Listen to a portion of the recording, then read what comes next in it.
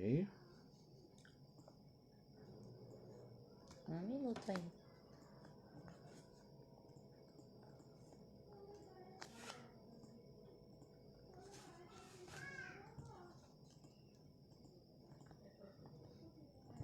Viu? Tá balançando a mesa aí.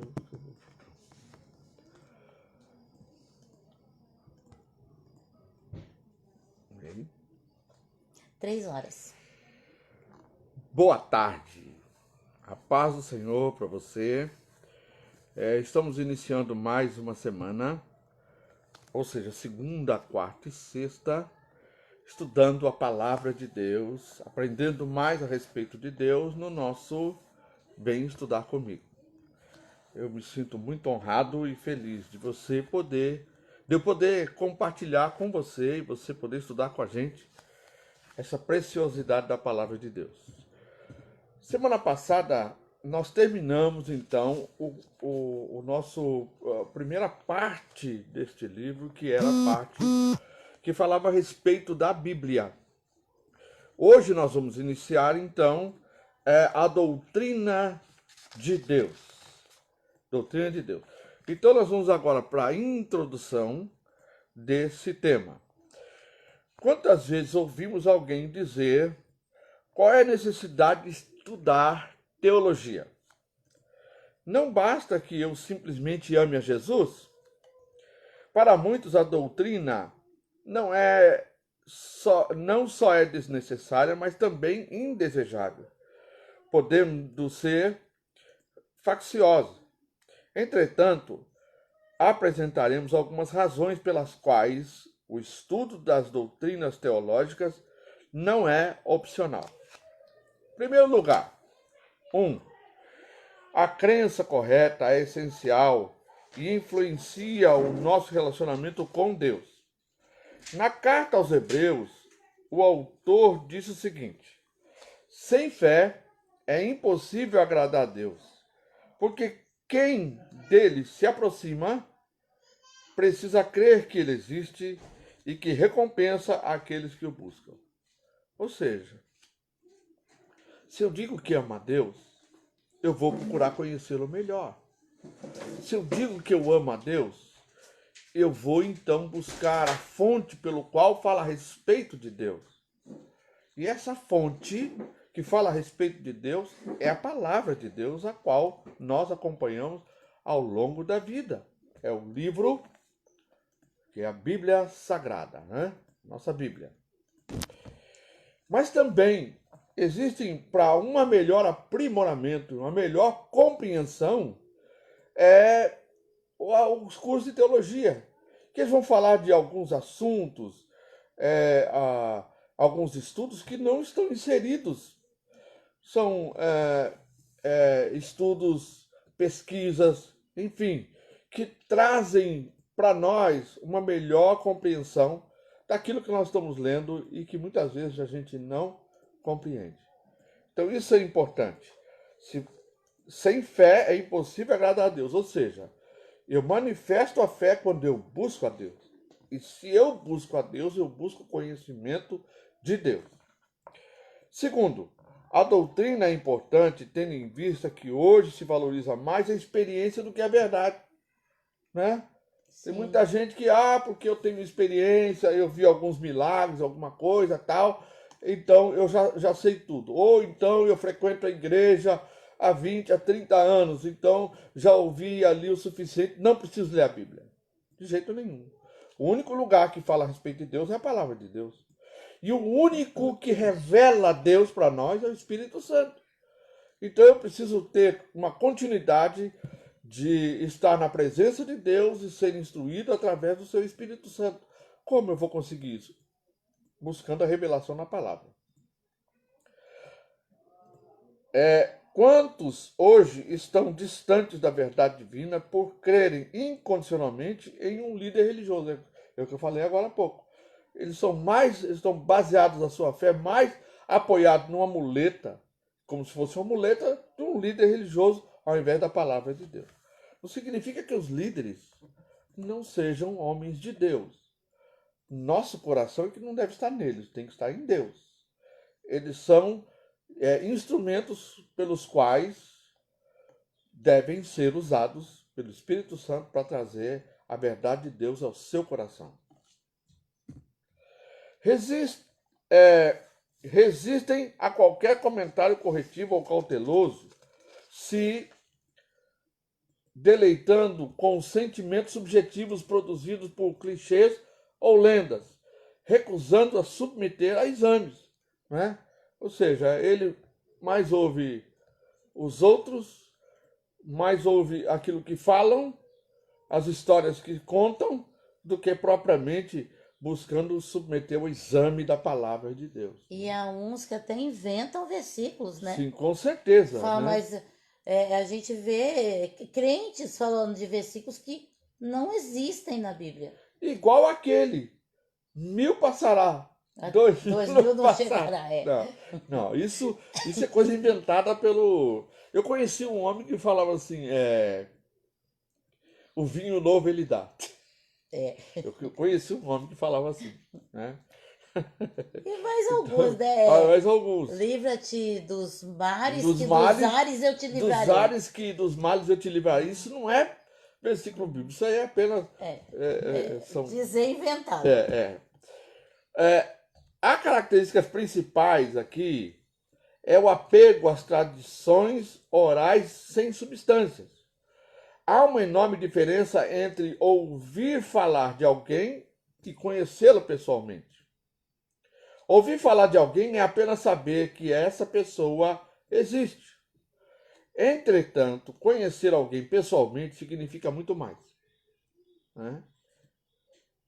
Você pode falar ao meu respeito, você que me conhece, porque me conhece. Você conviveu comigo e sabe, se relacionou comigo. Muitos se relacionaram comigo e muitos estão se relacionando hoje. E eles podem falar a meu respeito. Ou bem ou mal, né? Ou bem ou mal. Para não sermos confundidos em nossos dias, há muitos sistemas de pensamento religioso secular que disputam a nossa devoção entre as opções religiosas, e há um grande número de seitas e cultos, além de uma enorme variedade de denominações cristãs. Eu estava até falando ontem aqui para a Thelma, para a Natália, minha nora, para os meus filhos ontem e para minha esposa, que há 50 anos atrás só existia algumas denominações tradicionais que nós conhecemos e que o evangelho era muito mais simples, havia uma simplicidade muito maior, mas também havia uma frequência muito maior nas orações, nas vigílias. Onde falava que tinha oração, o povo estava indo atrás. Onde falava que tinha vigília, estava indo atrás. É claro que muitos iam atrás de profeta, muito atrás de ver anjo nos montes, de ver as folhinhas Se acender, né? Tudo isso tinha, mas tinha isso. E de 50 anos para cá, aí depois das tradicionais surgiu em primeiro lugar a Igreja Deus é Amor, e depois de lá para cá veio a ser criada uma série de denominações, e que na realidade às vezes acaba confundindo um pouco as pessoas. Então hoje existe essa enorme variedade, mas eu estava dizendo, nós estamos vivendo um tempo que é o tempo de hoje, por causa dessa pandemia, que é uma oportunidade que nós temos de novamente entrar em contato com a palavra de Deus, mesmo que seja agora numa fonte muito mais abrangente, que é a fonte da mídia, né, das redes sociais, onde a gente pode chegar até a sua casa. Você pode não estar podendo ir ao templo para ali cultuar, ou até mesmo uma escola para estudar, mas nós estamos entrando na sua casa para fazer isso. Nós decidimos, né, estudar juntos e convidamos você para isso. E também temos a nossa reunião, nosso culto online, que é na terça e sexta-feira, às 20 horas da noite. Você está convidado. Depois de abordarmos a necessidade de se conhecer um pouco mais sobre teologia sistemática, começaremos então a entender o que é a doutrina de Deus. Para que possamos falar sobre teologia, devemos antes partir do princípio básico de que Deus existe e que ele se revelou e tem deixado esta revelação à disposição da raça humana. A gente tem que ter essa convicção. E aonde está essa revelação que Deus deixou? Está aí do seu lado. Se você não pegou sua Bíblia para estudar, corra lá e pega. Você pegou lá uma canetinha, o seu caderno, mas ele deixou à disposição da raça humana a Bíblia, cujo nós falamos a respeito da sua origem agora nesses últimos dias. A palavra teologia tem origem em dois termos gregos. Primeiro, anota aí, T-H-E-O-S, Theos, que significa Deus. E logia, que quer dizer estudo. Portanto, dissertação ou raciocínio sobre Deus, né? Ou não é apenas uma pontuação, falei errado aqui. Portanto, dissertação ou raciocínio sobre Deus. O termo teologia é usado de dois modos. Pode descrever o estudo de toda a verdade bíblica, ou 2, pode descrever especialmente o estudo de Deus sobre sua existência, natureza, nomes, atributos e obras. Quer fazer algum comentário? Não. Amém. Então, se anotou, isso é muito importante. No primeiro ponto é verdade bíblica. Ou então, o segundo ponto é estudo de Deus sobre a existência, natureza, nomes, atributos e obras de Deus. Embora o cristão baseie o seu conhecimento de Deus principalmente nas Escrituras Sagradas e na revelação de Deus mediante seu Filho Jesus Cristo, também acolhe com agrado a evidência comprobatória no universo e na natureza. Qualquer tentativa de estudar Deus e a verdade divina irá necessariamente tomar alguma forma ou sistema, caso deva ser compreendida e retida. Entendeu isso? Você entendeu isso? Vou ler de novo. Caso você tenha alguma pergunta, você coloca lá, pergunta, né? Pergunta. E aí a gente então depois responde você. Olha, vou falar de novo. Qualquer tentativa de estudar Deus e a verdade divina irá necessariamente tomar alguma forma ou sistema, caso deva ser compreendida e retida. Difícil isso, hein? Você achou difícil? Sim, você entendeu? Você achou difícil? Não, olha, é assim, ó. Se você vai estudar a respeito de Deus e a verdade divina, tem que tomar alguma forma ou sistema, caso deva ser compreendida e retida. Ou seja, você reter a palavra e compreender a palavra. No coração, Isso. né? E para compreender, Para você tem compreensão. que pegar algum sistema para estudar. Isso. Você tem que pegar algum sistema para estudar, estudar, né? A tentativa de estudar Deus. Então, isso você tem que fazer. Nesse, você tem que tomar alguma forma o sistema, né? Para trazer para o seu conhecimento, para reter no coração. Para reter no coração, isso tem que ficar lá com um bom depósito no seu coração. Olha, entendi. Bom, né? O estudo de Deus é de máxima importância. Eu vou falar uma coisa para vocês. Na hora que a gente fica meio assim, e aí a gente dá aquela, né? Lá dentro da gente, um ponto, deixa lá para o Espírito Santo dar uma respostinha para a gente, né? E a gente vai indo, aí pum! Opa! Tá aqui, né? Bom, vou ler de novo. O estudo de Deus é de máxima importância, pois o Senhor é o bem maior do homem. É a fonte de vida e sustento. Gente, nós nascemos porque Deus quis que nós viéssemos ao mundo. E viemos dele. E aí, viemos dele para o mundo, mas viemos dele para ele, porque dele são todas as coisas. E viemos também para glorificar o seu nome na terra onde nós estamos. Infelizmente, as pessoas vêm ao mundo como um favor de Deus, como uma oportunidade que Deus dá, e eles pegam então agora essa oportunidade, ao invés de aproveitar ao longo do caminho da sua vida e buscar a verdade de Deus, o conhecimento de Deus, e ter um encontro real com Deus e com o Espírito de Deus e nascer de novo para herdar a glória, eles jogam fora essa oportunidade. Às vezes você pode se perguntar, não sei se você se pergunta, mas às vezes você vê uma pessoa e é ruim, tem 90 anos de idade, 99 anos, não morre, fala, esse bicho ruim não morre. Não é isso não. Isso é amor de Deus, gente. Deus está dando oportunidade para não faltar para ninguém a oportunidade de serem salvos. Porque Deus nos enviou dele próprio para o mundo, para que no mundo a gente se reconciliasse com ele e pudesse agora receber a herança que Jesus, através de sua morte, trouxe para nós. Entendeu? Então guarda isso no seu coração. Esses comentários são importantíssimos para a gente ter uma melhor elucidação da palavra do Senhor, daquilo que nós estamos estudando, da importância de se estudar, gente. Né? Porque olha só o que diz aqui, olha. Ele é a fonte e sustento. Porque nele vivemos. Olha só. Nele vivemos. É nele. E também nos movemos.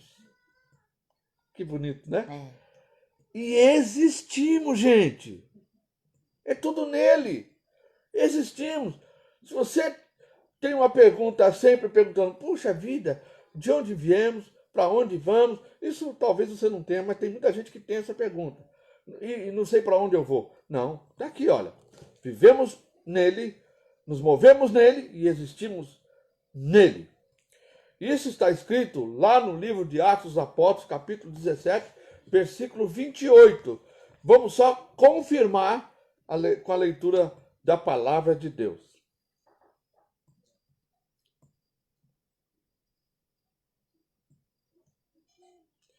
Eu continuo incentivando você a compartilhar os nossos estudos com quantas pessoas você tiver. A gente sabe que nesse horário poucos podem estudar, mas incentive-os. Depois pegar os nossos vídeos, que depois do final a gente compartilha para que todos possam acompanhar desde o princípio. É Atos quanto? Atos capítulo 17, versículo 28. Então não precisam procurar, né? Isso. Quem Só achou, anote. tudo bem, Mas mas já se não, lemos aqui né? pois nele vivemos, nos movimentamos e existimos, como declaram alguns de vossos poetas, porquanto dele também somos descendentes. Olha só. Isso é importante, porque dele também somos o quê? Descendentes. Descendentes. Então você acha que é descendente do seu pai, de sua mãe, do seu tataravô, você é descendente de Deus. Isso é maravilhoso, gente. Dá mais razão de viver e de buscar a Deus. Glória a Deus. Já estou começando a me empolgar aqui, meu coração está ficando cheio da presença e da glória do Senhor. Louvado seja Deus. O apóstolo Paulo, em seu sermão aos atenienses, afirmou: Deus é um só, fez toda a raça humana. Porventura, tateando para que o pudessem achar, ainda que não está longe de cada um de nós. Olha, você quer ler, ler na Bíblia? Atos dos Apóstolos, capítulo 17, versículo 26 e 27. Isso é muito importante, gente. Atos 27. Atos dos Apóstolos, capítulo 17, versículo 26 a 27. De um só homem fez Deus todas as raças humanas, a fim de que povoassem a terra, havendo determinado previamente as épocas e os lugares exatos onde deveriam habitar. Deus assim procedeu para que a humanidade o buscasse e provavelmente como que tateando o pudesse encontrar, ainda que, de fato, não esteja distante de cada um de nós, pois nele vivemos, nos movimentamos e existimos, como declararam alguns de vossos poetas, porque dele também somos descendentes. É muito interessante, né?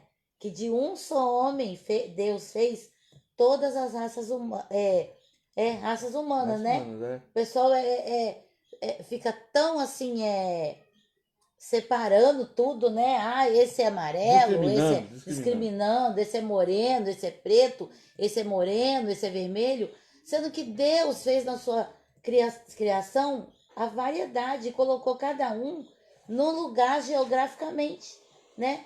Para que todos eles buscassem quem? Deus. Glória a Deus. É.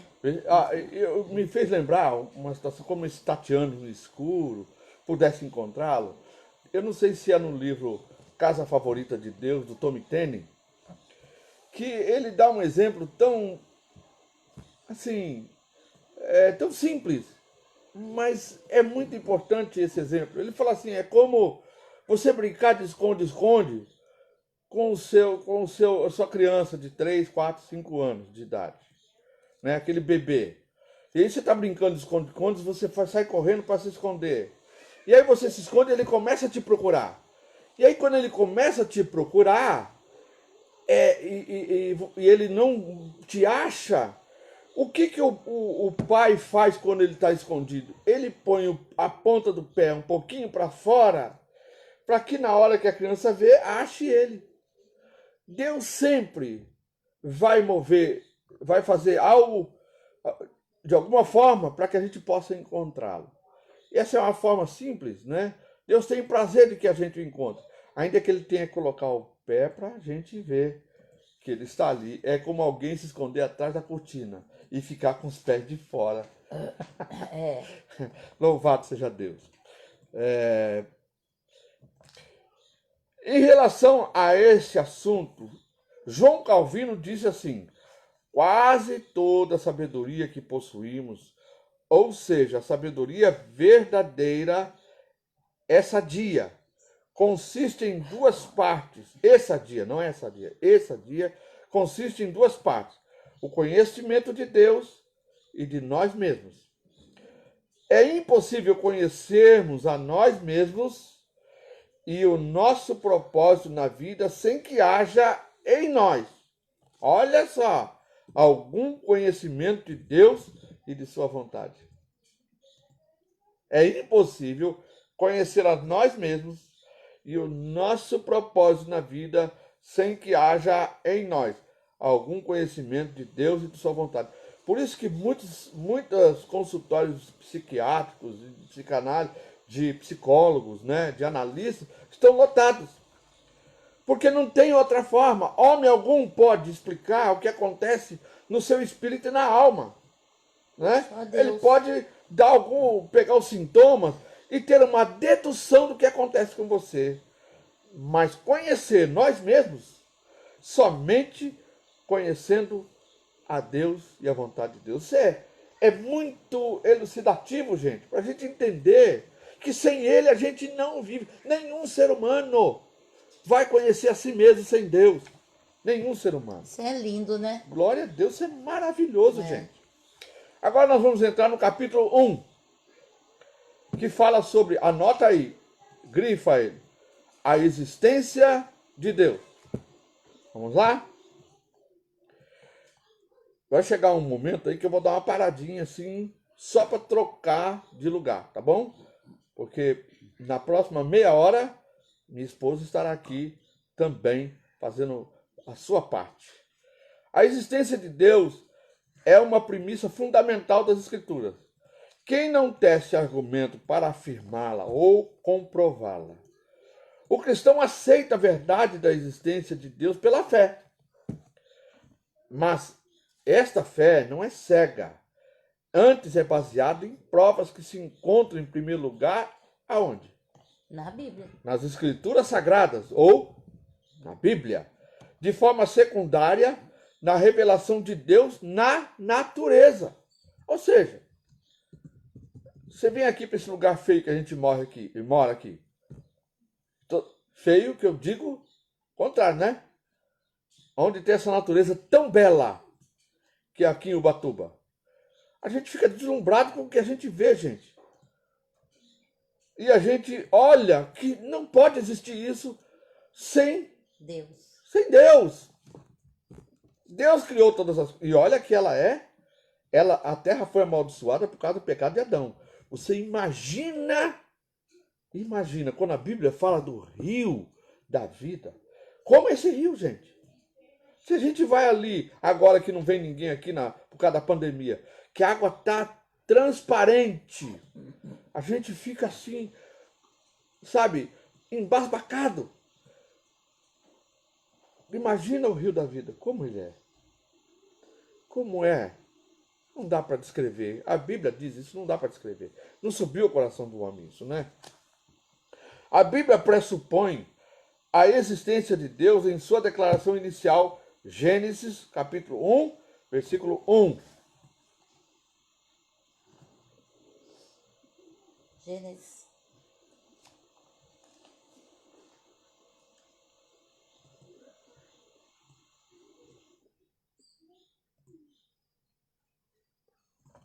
No princípio, Deus criou os céus e a terra.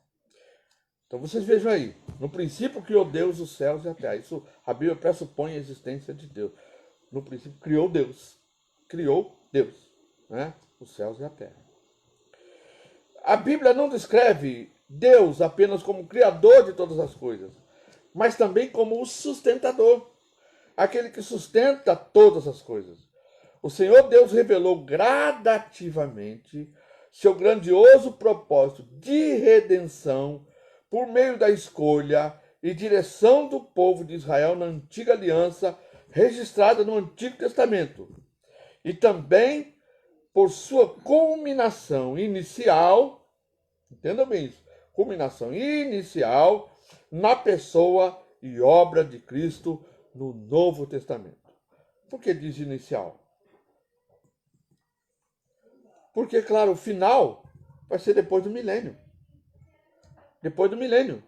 Nós estamos em curso com tudo isso. Então, ele faz esse registro, né, do Antigo Testamento, mas a culminação disso, aonde vai terminar isso? Na pessoa e obra de Cristo, no Novo Testamento. Ou seja, aonde vai inicial, mas vai terminar depois do milênio, no grande trono branco, no julgamento de Deus, onde todas as nações, todas as raças, tribos e línguas comparecerão diante de Deus para o julgamento final. Eu quero incentivar você a tomar todo esse estudo que nós estamos dando aqui, guardar no seu coração como algo preparatório, porque esta pandemia é um grande sinal de Deus. É Deus dizendo: gente, estou chegando. Está falando comigo: Jorge, estou chegando. João, estou chegando. Antônio, estou chegando. Maria, estou chegando. Prepara-te, né? Prepare-se. Você tema o Senhor, corra aos pés do Senhor. Ele está e não seja incrédulo, mas saiba, olhe isso. Isso não é uma coisa comum, gente. Tem muita gente, muita igreja olhando isso como se fosse uma coisa comum. Isso logo vai passar e aí a gente vai voltar ao normal. Gente, presta atenção. Isso é o primeiro sinal no mundo de que Jesus está voltando. Vem outros por aí. Amém? Eu quero agora transferir, então... Eu dei até o final da página. Eu vou ler só até o final da página aqui para terminar, então. Em quase todas as páginas das Escrituras Sagradas, Deus se revela por meio de atos e palavra, sendo que essa revelação constitui para todos os cristãos, em base da crença na existência de Deus, tornando a fé inteiramente razoável. Eu vou voltar aqui no final para só dar os avisos finais. Então, lê esse pedacinho que faltou. Ó, ela está me orientando a Ainda ler tem um o minuto. tópico inteiro para ela iniciar o próximo tópico.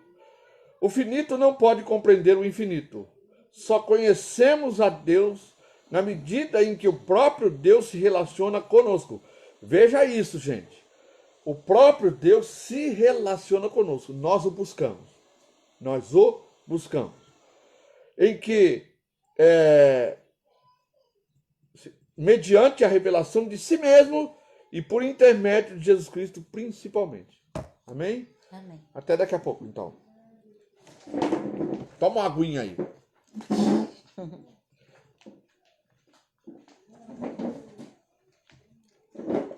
Boa tarde. Então, vamos continuar, né? Evidências que provam a existência de Deus. O Salmo 14:1 declara: disse o nécio no seu coração, não há Deus. E ainda, por causa do seu orgulho, o ímpio não investiga. Todas as suas cogitações são, não há Deus. Então, isso é como uma tolice no coração do homem. A Bíblia fala que é tolice. Pode ver que existem estudiosos que estudam tudo, menos a Bíblia. Porque eles não querem imaginar que possa ter um Deus sobre ele, né? É a arrogância que é demais. O apóstolo Paulo lembra aos Efésios que eles, anteriormente, viviam sem Deus no mundo. Efésios 2:12. Estáveis naquela época sem Cristo, separados da comunidade de Israel, estranhos à aliança da promessa, as alianças, né? Porque são várias alianças, sem esperança e sem Deus no mundo. Triste, né?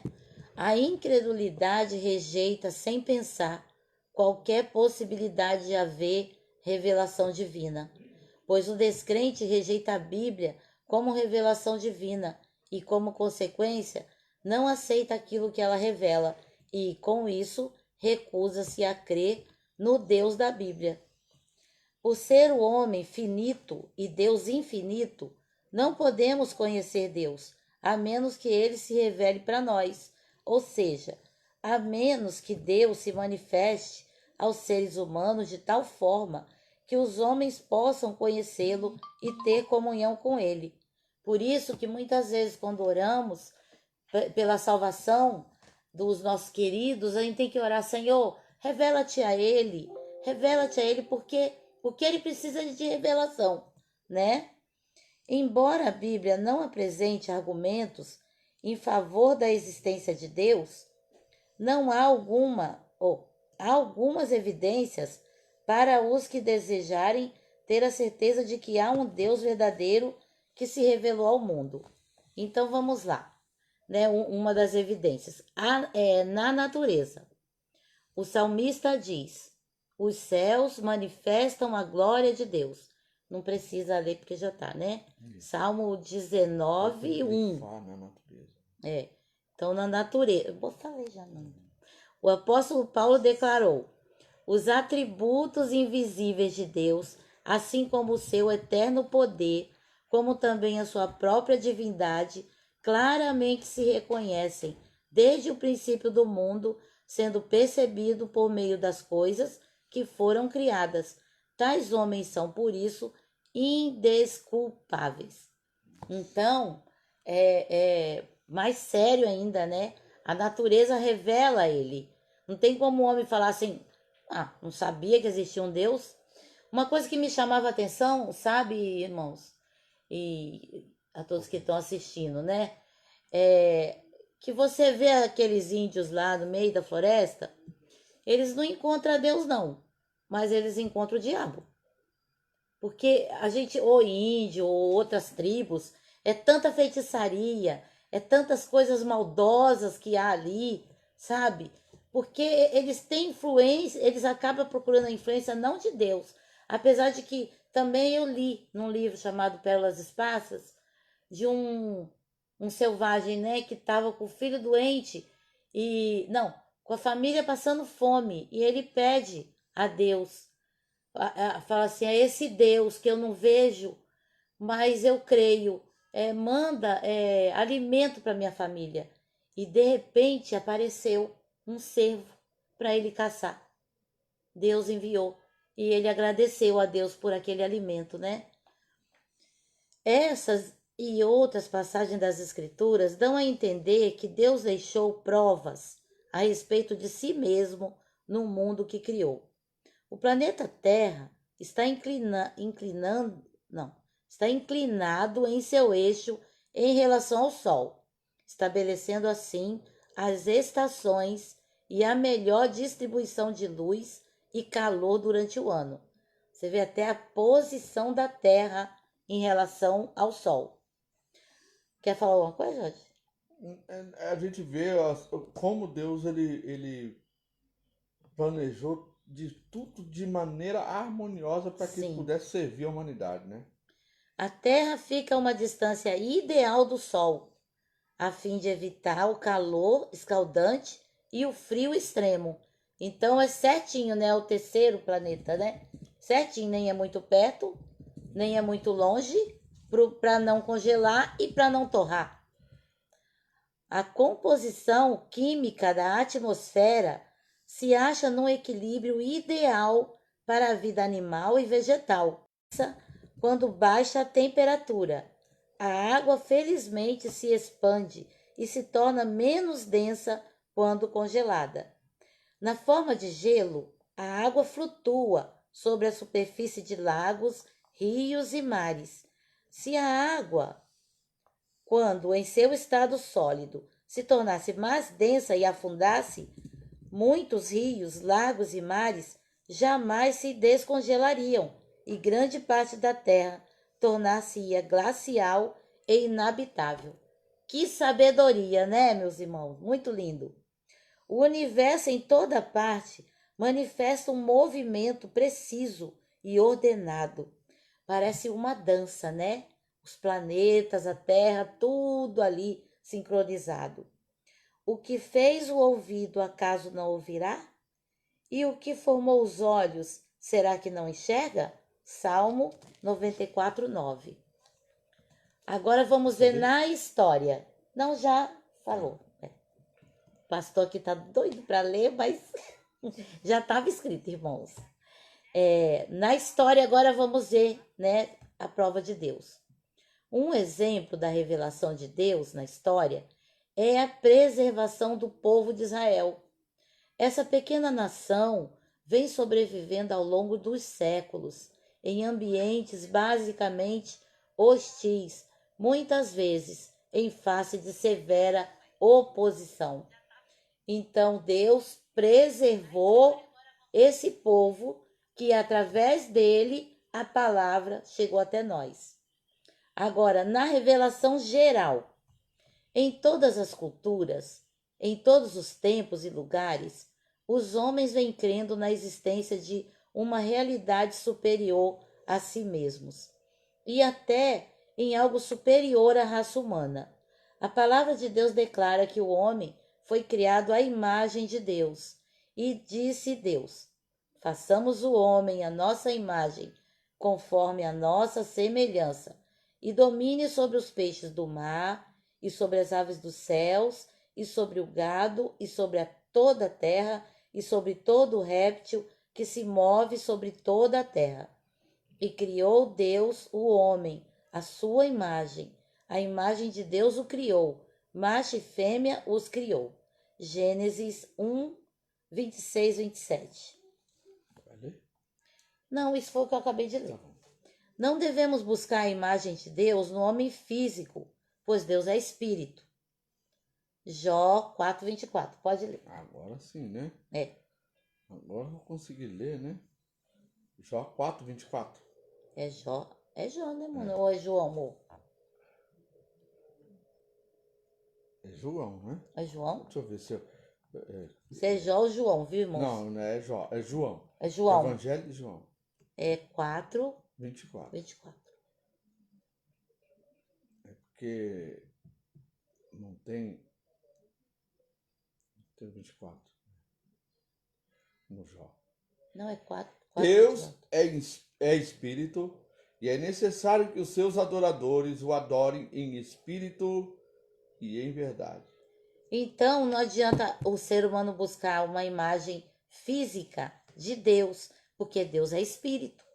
Quando ele se manifesta, já como Espírito Santo, se manifestou em forma corpórea de pomba, né? E ele se manifestou já como um ser humano para falar com Abraão, né? Que é as teofanias, que se chama. Mas isso é outro estudo. Então, em lugar disso, devemos procurar a imagem de Deus no homem espiritual. E vos revestiste do novo, que se renova para o conhecimento, segundo a imagem daquele que o criou. Colossenses 3:10. Não precisa ler. Okay. Então, agora, aqui nós estudamos, né? As evidências da existência de Deus, que foi na natureza, na história e na revelação geral. Agora vamos para o capítulo 2, a natureza de Deus. Essa eu acho que deve ser a mais linda, irmãos, né? A natureza de Deus deixa a gente fascinado. Quem pode definir a natureza e a essência do Deus infinito? Não só os seus caminhos são inescrutáveis, Romanos 11:33, como também sua natureza e seu ser ultrapassam a nossa compreensão. Então, lê, Jorge. Romanos 11:33. Ó profundidade da riqueza, da sabedoria e do conhecimento de Deus. Quão insondáveis são os seus juízos e quão inescrutáveis os seus caminhos. Ó profundidade da riqueza. Amém. Muito bonito. Zofar falou, porventura desvendarás os arcanos de Deus? Ou penetrarás até a perfeição do Todo-Poderoso? Jó 11:7. Com quem comparareis a Deus? Ou que coisa semelhante confrontareis com ele? Isaías 40:18. Isaías 40:18. Isaías 40:18.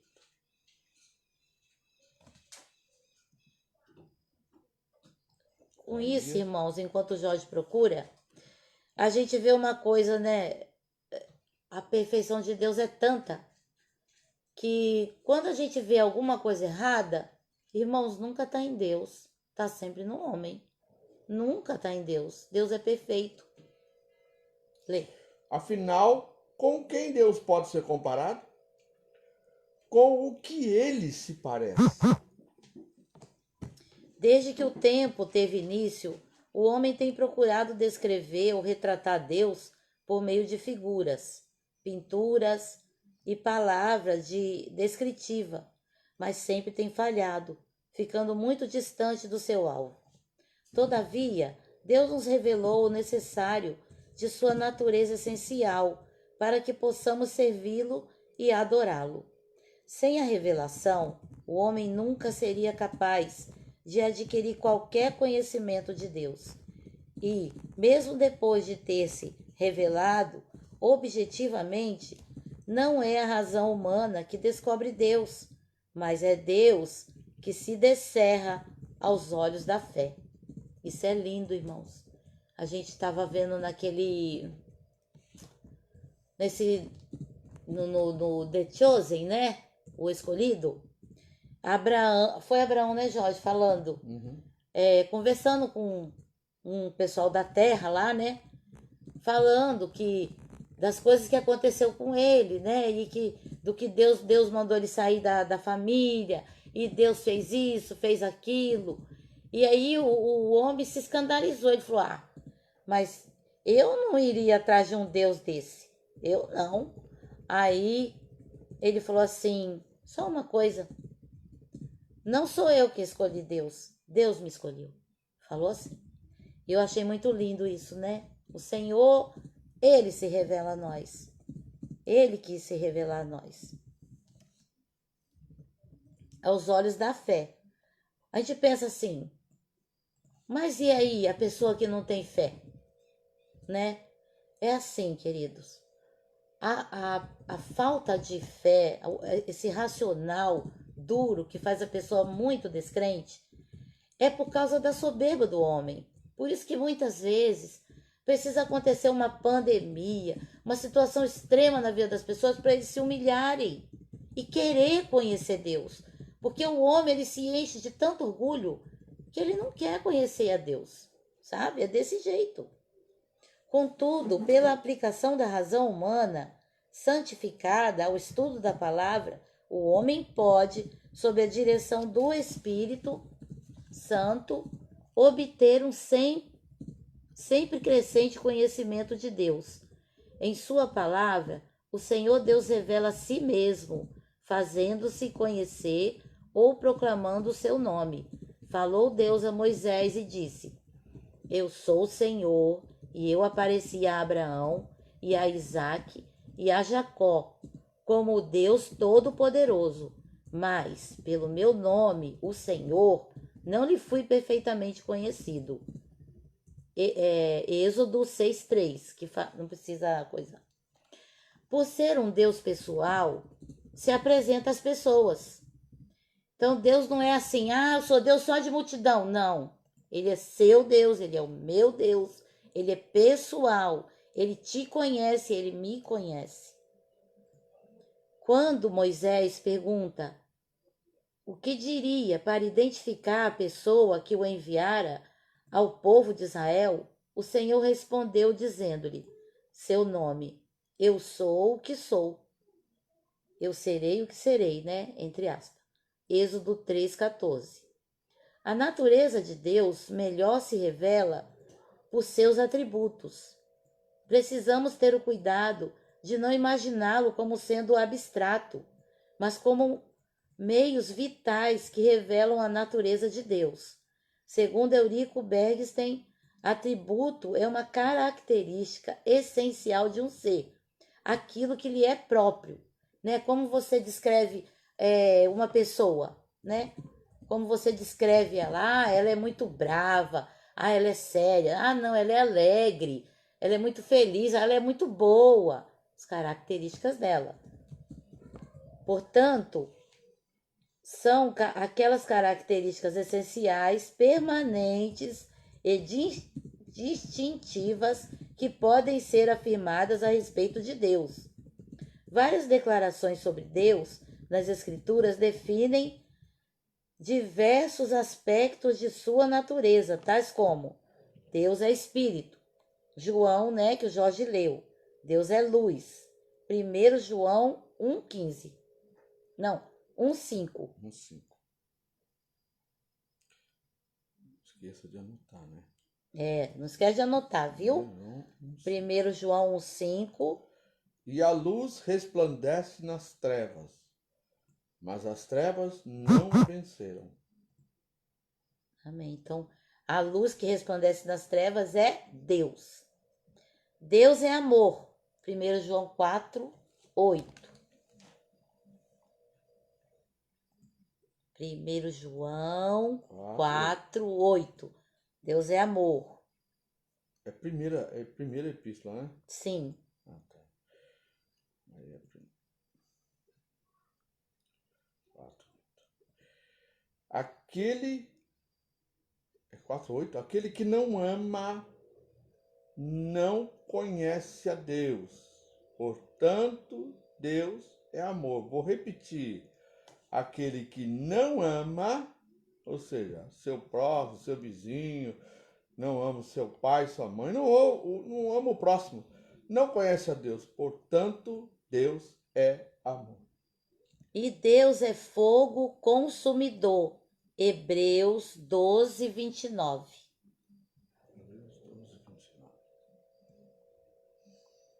Porque o nosso Deus é fogo consumidor. Então, já conhecemos alguns atributos de Deus, né? Algumas características. Deus é espírito, é luz, amor e fogo consumidor. Deus é espírito. Vamos estudar agora sobre isso. A declaração de que Deus é espírito significa que ele não pode ficar limitado a um corpo físico, nem às dimensões de espaço e tempo, né? Então, ele não tem esse limite, Deus, de espaço, né? Assim, igual a gente. A gente só subsiste aqui dentro desse corpo. Deus não é assim. E tempo, né? Porque Deus é eterno. Ele é um Deus invisível e eterno. Por ser espírito, Deus pode estar sempre presente. Oh, coisa maravilhosa, né? Maravilha. Ele está aqui agora e está aí com você também. Mateus 28, 20.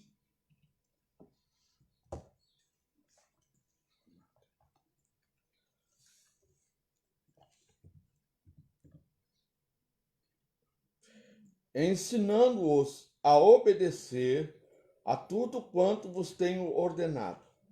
E assim eu estarei permanentemente convosco até o fim dos tempos. Amém. Mateus 28, 20. O nosso Senhor indicou que o homem deve nascer do Espírito, a fim de entrar no reino de Deus, para que possa ter comunhão com Deus, que é Espírito. João 3,5.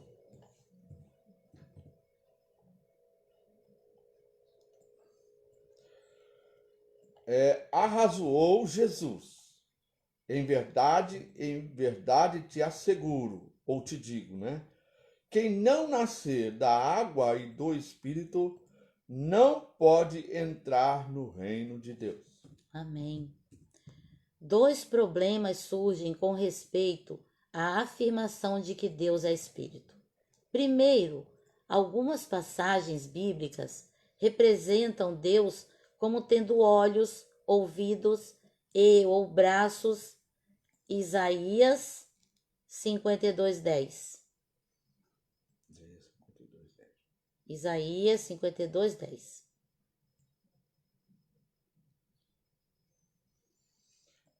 Yahvé descobriu o seu braço santo diante dos olhos das nações, e as extremidades da terra viram a salvação oferecida a todos por nosso Deus.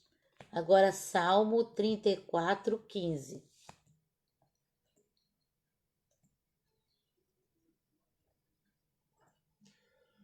Os olhos do Senhor contemplam os justos, e seus ouvidos estarão atentos ao seu clamor por socorro. Então, vocês viram aqui, né, que fala que Deus tendo olhos, ouvidos e braços, né? Essas figuras de linguagem são chamadas de antropomorfismo, que significa semelhante ao homem. Uma palavra enorme, né, para falar que é semelhante ao homem. As escrituras condescendem com a nossa limitação, atribuem a Deus em sentido figurado, ouvido para ouvir nosso gemido, ou braços para nos socorrer. Então é assim, é como se Deus ficasse assim, Deus sabe como nós somos limitados, e aí ele coloca essas figuras de linguagem para a gente saber que a gente está sendo ouvido, que a gente pode ser abraçado. Então ele coloca isso, sabe? Condescende com a nossa dor, com o nosso ser, com a nossa alegria. Ou, o segundo problema com a representação da espiritualidade de Deus é que ele é, algumas vezes, representado aparecendo como que em forma humana, que eu falei lá de Abraão, né? Gênesis 17, 18, 19. E Josué 5, 13 a 15. Qual que você prefere ler? Gênesis 17. Então, mas são 3 capítulos? 18. Não. Gênesis capítulo 17, versículo 18. Mas não tá assim. Então, Abraão sugeriu a Deus: concede-me, pois, ó Senhor, que Ismael seja abençoado e se torne meu herdeiro. Ao que Deus lhe contestou: o que eu disse foi que Sara, tua esposa, lhe dará um filho. Eu te darei o nome de Isaque e manterei a minha aliança com ele e com todos os seus descendentes para sempre. Mas aqui não fala É. sobre Então, aqui não qual é o fala outro. que quando esse homem que está ali conversando com Abraão, não foi uma voz do céu que ele escutou e ficou conversando. Foram três homens que foram, se aproximaram de Abraão e ficaram conversando. E depois os dois homens foram para Sodoma, foi quando Deus destruiu Sodoma. E os dois homens foram destruir lá Sodoma, livrar Ló, e ficou um, que era o próprio Deus, conversando com Abraão. E Josué, Vamos lá, Josué 5, 13 a 15. 5, 13 a 15. Encontrando-se Josué, já nas proximidades de Jericó, de repente, ao olhar para cima, viu um homem em pé, empunhando uma espada, aproximou-se dele e perguntou-lhe: És tu dos nossos ou dos nossos adversários? Então o homem lhe informou: Não sou dos teus, nem pelejo contra ti. Venho com a responsabilidade de comandante do exército do Senhor. Então Josué prostrou-se com o rosto perante a terra, num sinal de reverência, e lhe indagou: Que mensagem o meu Senhor tem para o seu servo? Há uma coisa que precisa ser lembrada aí, é o seguinte, porque aqui ele diz assim: Eu sou o príncipe dos exércitos, ou o comandante dos exércitos de Deus. Alguém pode falar, é um anjo. Mas o ato de se prostrar, nenhum anjo Recebe aceita adoração. a adoração de ninguém, ou que alguém se prostre diante dele, a não ser o anjo do O anjo do Senhor, Senhor. que nós denominamos Jesus como anjo do Senhor, ou como Deus, em forma humana. Amém. Então, Deus aparecia em forma humana, porque Deus é espírito, ele pode aparecer do jeito que ele quiser. Embora Deus seja, em essência, espírito, ele, que fez todos os seres e coisas, pode, para seus sábios fins, assumir qualquer forma adequada aos seus propósitos. A Bíblia apresenta vários casos em que Deus aparece visivelmente, por exemplo, a Abraão, a fim de lhe assegurar o filho prometido, por meio de cujos descendentes todas as nações seriam abençoadas. Essas aparições são chamadas de teofanias. Então anota aí, teofanias, são aparições de Deus em forma humana. Além disso, em 1 Coríntios 15, 38 a 54. Falta 3 minutos. Então, peraí. Pede para anotar e ler. Anota esses versículos e a gente vai ficar só até aqui, tá? 1 Coríntios 15, 38 a 54. O apóstolo Paulo declara que os seres espirituais podem ter corpos espirituais. Então é assim, né, irmãos? E todos os que estão vendo. Deus prometeu para nós, queria fazer tinha muitas casas. Então nós vamos ter corpos espirituais também. Isso é uma promessa de Jesus para nós. Então agora já deu o horário, né?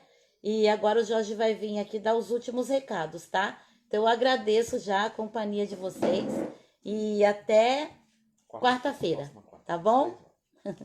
Um abraço a todos.